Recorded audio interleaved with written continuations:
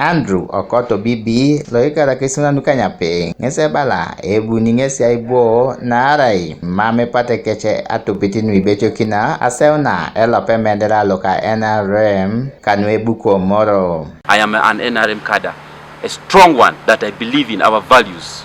I will never disobey the party if I am beaten in the primary elections. I will allow, concede and support my opponent if it goes through.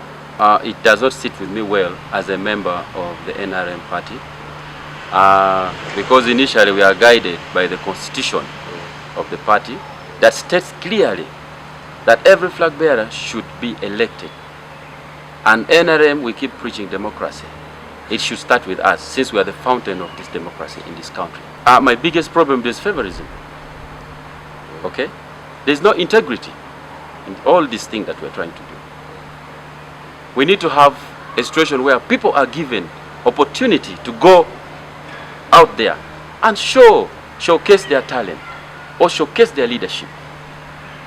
My ground is leveled back home and I'm ready to take it on. Ebalam keja sacheda eboingesi kwa pe obonipe.